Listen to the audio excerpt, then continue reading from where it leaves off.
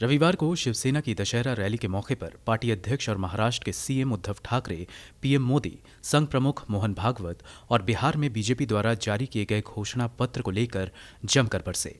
उद्धव ठाकरे ने कहा कि बीजेपी ने बिहार के अपने घोषणा पत्र में सरकार बनने पर मुफ्त में वैक्सीन देने का वादा किया है। इस पर उद्धव ठाकरे ने कहा कि बीजेपी को शर्म आनी चाहिए। उद्धव ने कहा कि बीजेपी की केंद्र में इस सरकार की जिम्मेदारी है कि सभी का ध्यान रखे। ऐसे में सवाल ये है कि क्या देश के बाकी राज्य क्या बांग्लादेश में हैं या क्या पाकिस्तान में है। उद्धव ठाकरे ने कहा कि बिहार की जनता से चुनाव में मतदान सोच समझ कर करने की अपील की है, लेकिन इशारों इशारों में उद्धव ये बताना नहीं भूले कि बीजेपी की चाल क्या है। बीजेपी नेता कह रहे हैं कि बीजेपी की ज्यादा सीटें आईं तो भी नीतीश ही सीएम होंगे। बीजेपी ऐसी चाल चलती रहती है, लोगों को सावधान रहने की जरूरत है।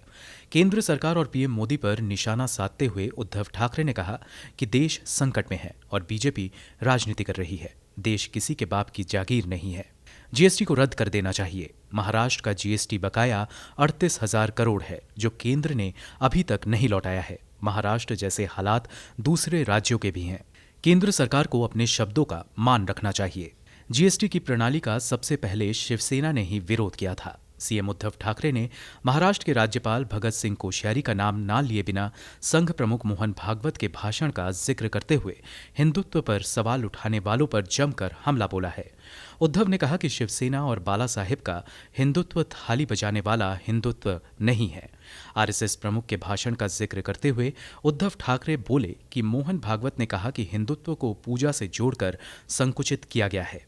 मंदिर नहीं खोला तो सेक्युलर, ये बोलने वाले लोग जो काली टोपी पहनते हैं, उनकी टोपी के नीचे अगर दिमाग है तो उन्हें संघ संचालक का भाषण सुनना चाहिए। ये लोग हमारे हिंदुत्व पर सवाल उठा रहे हैं। दरअसल महाराष्ट्र में कोविड के चलते मंदिर खोलने को लेकर महाराष्ट्र सरकार ने अब तक इजाजत नहीं दी है। इसे लेकर पिछले दिनों राज्यपाल कोश्यारी ने सीएम उद्धव को पत्र लिखकर उनके हिंदुत्व पर सवाल पूछा था। साथ ही सीएम उद्धव ठाकरे ने सुशांत मामले में पहली बार चुप्पी तोड़ी और कंगना रनौत पर भी निशाना साधा। उन्होंने कहा कि कुछ लोग यहां रोजी रोटी की तलाश में आते हैं और बाद में इस शहर को पीओके बताते हैं। बेटे आदित्य ठाकरे पर लग रहे आरोपों पर चुप्पी तोड़ते हुए ठाकरे ने कहा, जो लोग बिहार के बेटे को न्याय दिलाने की गुहार लगा रहे हैं, वे महाराष्ट्र के बेटे के चरित्र की हत्या में शामिल हैं। ब्यूरो रिपोर्ट, गो न्यूज।